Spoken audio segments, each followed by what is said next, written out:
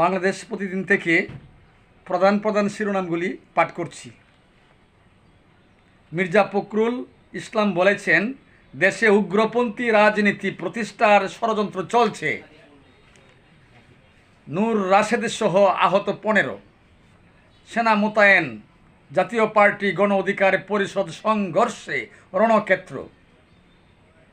বিদেশে চাপা হবে 600 কোটি টাকার পাঠ্য বই।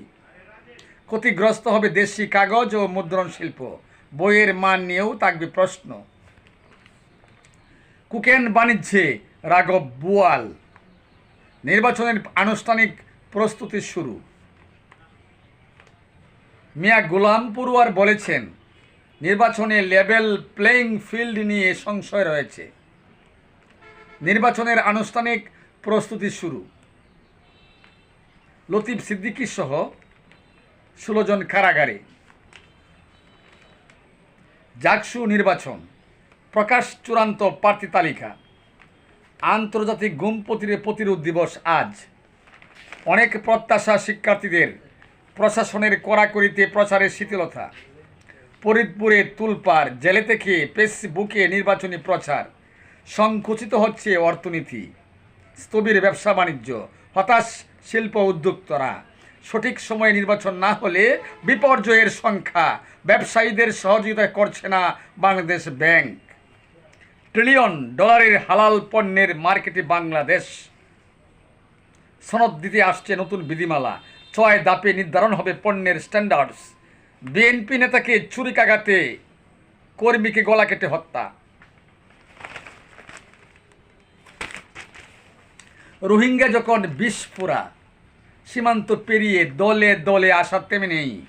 আশ্রয় শিবিরে উচ্চ জন্মহার, জনসংখ্যা বাড়ছে দ্রুত। গড়ছে ভুয়া তত্ত্বে বাংলাদেশে হওয়ার ঘটনাও। শিল্পীর তুলিতে ডাকার ঐতিহ্য। 1 সেপ্টেম্বর আমেরিকায় ট্রাম্প বিরোধী বিক্ষোভ। ট্রাফিক সিগন্যালে দেশি প্রযুক্তি। আজ চালু হচ্ছে 7 ইন্টারসেকশন। বিজিএবিএকে র্যাক্স সুবিধা প্রদানে বিজিএমের আপত্তি। সবজি থেকে মাছ সবই নাগালের বাইরে। শিক্ষার্থী পাচ্ছে না দুর্বল মেডিকেল কলেজ। তারেক রহমানের সহযোগিতা। মাজার মসজিদ উন্নয়নে 75 লাখ টাকা বরাদ্দ। ইসরায়েলি গণহত্যা বন্ধের দাবিতে ঢাকায় মার্চ পর গাজা।